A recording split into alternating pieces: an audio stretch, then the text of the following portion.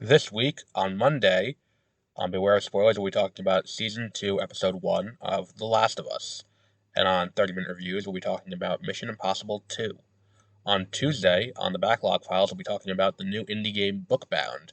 On Wednesday, on Beware of Spoilers, we'll be talking about Daredevil Born Again, the Season 1 finale.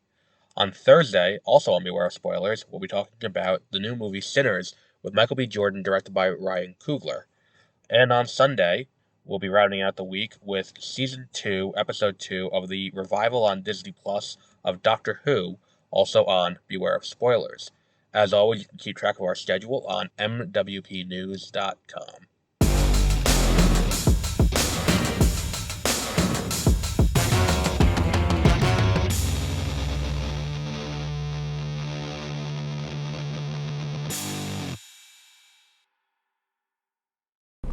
Good evening, and welcome to Beware of Spoilers. I am Adam. On this, it is Friday.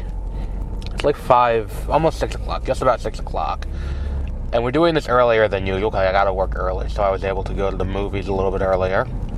And here I am. And today I saw Sinners, the new, the new movie from Ryan Coogler, starring Michael B. Jordan and frequent collaborator of his, Michael B. Jordan, and Haley Steinfeld, and, asshole with a Cybertruck.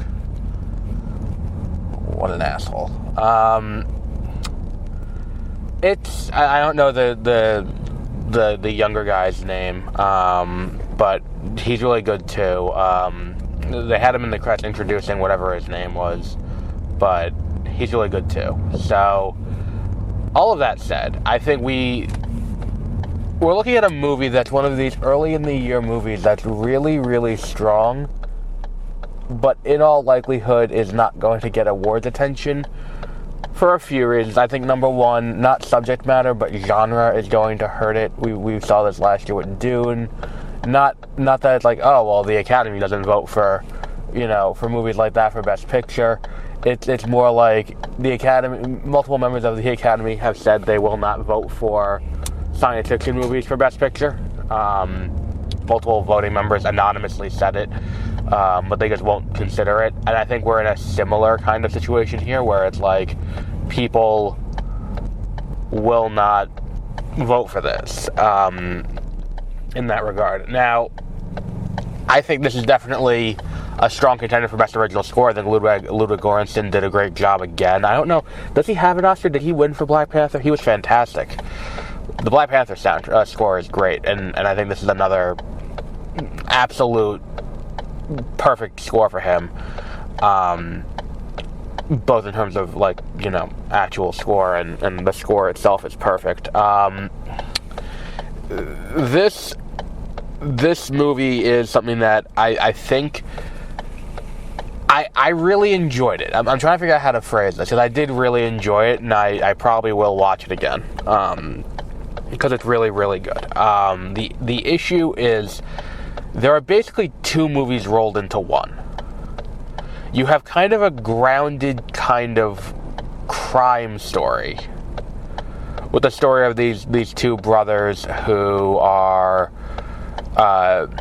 who ripped off, who are not ripped off. They got money from they got liquor during Prohibition from Chicago. They come back home and they want to open a bar with the liquor they now have. So you have that story. That's story A, and it's the story of them trying to do that and them coming back to this town after all this time, and what's the impact there. Then halfway through the movie it switches and becomes a It switches and becomes a not crime story, but a it becomes a I don't want to say crime story is probably the wrong word, but fuck.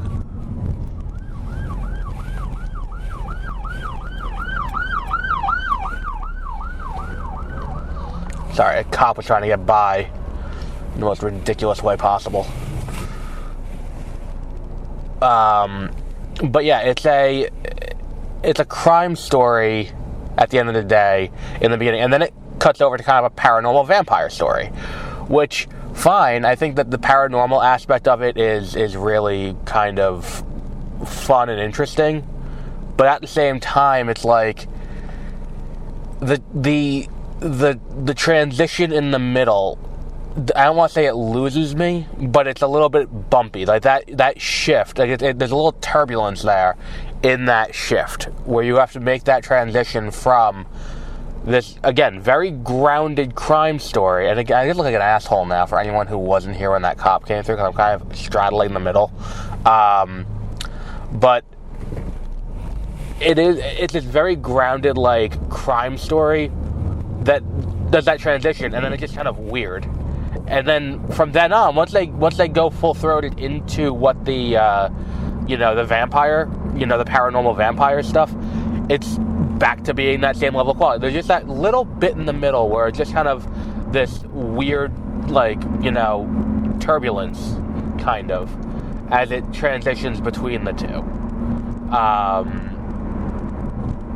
But if that's the biggest complaint, this is a really good movie.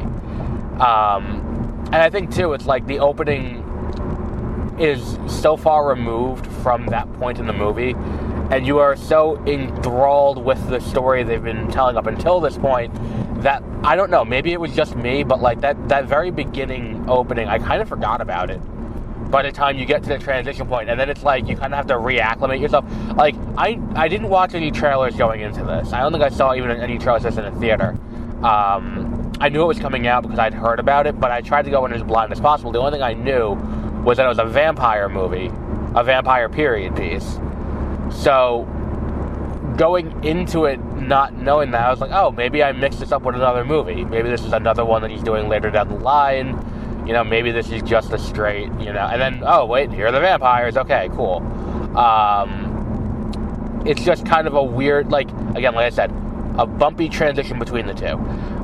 And it's just as good before and just as good after, but the shift is a little weird. And then after the shift back, it's almost as if they put the vampire stuff in, like, they were like, okay, we got to put something in here to kind of break it up a little bit, so let's have vampires in there. And it just, like, I don't think that does enough to really gel with the rest of the plot. I do love the use of music, though. The use of music is fantastic. There's a point in the movie, which is probably one of the two set pieces of the movie, is the sequence where the kid starts, playing his music. And the motif is like, oh, there are people who play music so purely and beautifully that it pierces the veil.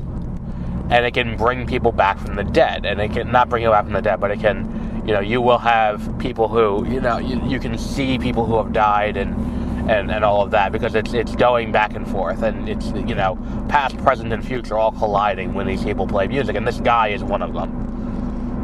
And they do such a great job of showing that mesh, and not just showing the mesh, where you have this mishmash of costumes and all of that, but also it's that moment happens and the music blends. The sound mix of that moment is just incredible. It's just all you need to hear. That is the selling point of this movie, is that bit. And the end is very satisfying too. I'm not going to spoil what happens, but it is a very satisfying ending. I did really enjoy the movie. I would say it's a 5. It's a 5 out of 5. Go see this movie. It is absolutely phenomenal. It's playing in theaters. I would say this is definitely a go see this in Dolby or whatever large format you prefer, be it Dolby or IMAX. And the performances are great too. It's like Haley Steinfeld is, I would say that's kind of the only thing. It's like she's kind of underutilized, to the point where it's like you see her name, you're like, oh shit, and she's like second billed, and it's like, yeah, but like, should she have been second billed? There were a few people who probably should have been billed higher, because she doesn't really have a ton to do in the movie, but she does act her ass off in the few scenes she does have, and I think that she does do a great job with that. It just, again, would have liked to have seen her have a little more to do, and not have her be, you know, I don't even want to say that she has a role. Because it's like she's just someone who, you know, it becomes a vampire. Like, I don't know. I feel like she ends up a plot device at a certain point, and I'm just like, she probably could have had more to do in the movie besides just be a plot device. But, you know, it is what it is.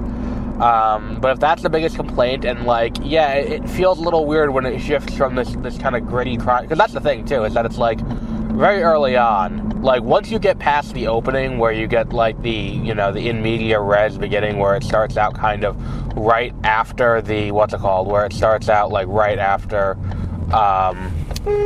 like it starts out right, you know, at the end of the movie, which I'm not a huge fan of that, at all. Sorry, that was me honking because the guy was stopped at a green light for a good too long. That bothered, like that, I don't really like that, but they do it in this movie, whatever, it is what it is. Really? You were going into this fucking housing development and you couldn't, whatever it was you were doing on your phone, you couldn't wait to do it until you got home? Anyway, like, I'm not a huge fan of that, but regardless, it's there. And then you move on and you get into this story, and it's just this, again, this kind of straight kind of crime thing where it's like, okay, you have this kid who wants to pursue music, and he's going to pursue music, and he, you know, and he's going to go and perform for his cousins at their new bar, and it's like they have all this liquor, and they came back from Chicago, and they have all this money, so they're trying to establish this business, and all of that, like, again, if you remove the paranormal aspect of this, movie is still completely watchable. And again, if the movie is completely paranormal from the beginning, completely and utterly watchable. It's the fact that they do both, and then there's a handoff in the middle that I don't think the handoff is exactly smooth. Like the handoff is kind of where it, you know, it loses you a little bit. Well, lost me a little bit, but not enough for me to be like, this movie's bad or anything. It's like, you know, it's just like, I kind of forgot by that point. And the movie flies by in a clip. Like, it is 2 hours and 17 minutes, but it does not feel like it's almost 2.5 hours long. So it's just, you get to that point and you're like, oh yeah, right, we were doing that. That was where this started. I forgot. Okay, well, let's continue then. Like, just, like, by and large, this is a vampire movie. Like, this is meant to be. But only, like, for, like, the second, like, the final third of the movie. Everything else is kind of just a straight, you know, oh, they're closing that Dollar Tree. What will become of this shopping center? Because it lost the Rite Aid, too. But look, I enjoyed this movie. I would recommend everyone go see it. And again, see it in the biggest screen possible. See it with, you know, see it in something with premium sound. Very highly recommend it. And maybe there's a possibility I was wrong in my assessment of what they were talking about at CinemaCon, because the write-up I read and went based on, which I don't remember what website it was, but they did a write-up and they're talking about F1, and one of the things they said was, oh, F1's going to come out in 2026, and I was like, oh, okay, sure. And I saw the trailer today, I'm like, god damn, first off, I love a good sports movie. You give me a good sports movie, I am seated, I am there, I will watch the sports movie if it's good. I will not watch a Kurt Warner jerk-off fest starring Zachary Levi. I have a little bit of respect for my time. But the point is, like, I will sit down and watch a sports movie. Like, even, like, Gran Turismo, like, that movie was not great, but it still scratched that itch for me, and I enjoyed enough of it. You tell me Joseph Kosinski is going to be directing an F1 movie about racing, and you have Benicio del Toro as this fucking... Is that Benicio del Toro? I think it is. As this racing coach, and Brad Pitt's this aged racer who's got to take this young guy under his wing. And I'm like, fuck, I will watch that. And the reason why I brought it up is because I think in the CinemaCon coverage, I said it was coming out in February. The trailer I saw today indicated it's coming out in June still. Which it could just be an old trailer, and I'm not discounting the possibility that it is an old trailer, but if it is, like, you know, change the date before you resend it to theaters, like, feels like a mistake to not do that. Speaking of mistakes in advertising, I don't know why they didn't, this is a Warner Brothers release. This is the last, not the last big Warner Brothers, this is one of Warner Brothers' big releases. Before we get to what is, and has been said in the trades, the biggest movie for Warner Brothers of the year, the most important movie for Warner Brothers of the year. Now, granted, maybe that has been, has been pushed aside a little bit by the breakout success of a Minecraft movie, and maybe that's the case, which I'm not going to say is true or not. That's just me speculating, because a Minecraft movie has come out and done a lot of money, so maybe there is less riding on Superman. But this is the last Superman movie. This is one of the last opportunities Warner Brothers has to really make an impression with this Superman movie and try to get audiences out there. They're running out of big releases, because, look at the rest of the slate. What else do they have? Mission Impossible, that's not Warner Brothers. And you usually want to pair it with other things in the studio. So you have Warner Brothers doing that. You have, what other movies did I have coming out? Because I can't even think of what this would... And the thing is, too, is the fact that this is a Warner Brothers release and not 20th Century is really, really stupid by Disney. Again, we've seen this a few times with Disney over the last few years. The idea that, they just make kind of boneheaded decisions with original properties, where it's this is something that could have been, for the same budget, a release from 20th Century, and you would have been able to, have that be a Disney release. And you keep Coogler happy, you keep, but... If I'm a studio and I have a director like Coogler, who has the record he has, so let's just go through his filmography real quick. And the thing is, too, that's the other thing about this movie, is that you watch it, you're like, oh, he met that guy from Black Panther. He met that guy from Black Panther. Oh, look, Ruth E. Carter was the one who did the costuming. She did the costuming on Black Panther. You see all of that, and you're like, oh, shit, okay, so we have, all of that. The guy who was the younger version of Forrest Whitaker is in this movie, as I think his name is Cornbread, and he is, he was in Black. I hadn't seen him in anything else since. He was in Black Panther. So look, you have him doing that, and that was a success. Black Panther 2, which was really good. I would say it's in the conversation of the best post-Endgame movies. If you can think of something that's better, I would love to hear it, but it's definitely one of the best, if not the best, post-Endgame movies. Which I know is not a huge achievement, but I think that person's wasting a tremendous amount of watering their lawn because their sprinkler is just smashing the fucking... the sprinkler is literally just sitting there fucking hitting the mailbox. What's the point of that? But you have that. You have, Creed. He did a fantastic job of Creed. Fruitvale Station is great. The idea that this guy, is doing this for you, and he's one of the most consistent directors for you, for Marvel Studios, and you want to continue working with him on Black Panther 3, and he's working on, He's working on Ironheart, and he's doing this great work for you.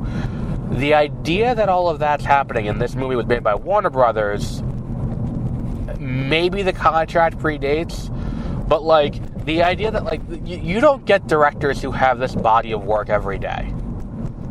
You don't, or this track record every day. You don't get that. We're at the point now where it's of newcomer directors, I think even newcomer is kind of a stretch, considering he's been doing. We've been talking about him for a decade at this point. But between him and Denis Villeneuve and Christopher Nolan, we have this new crop of directors. I would say to a lesser extent maybe Alejandro Inarritu. I would put in that same conversation because I really enjoyed Birdman and Roma and what was the other one he did?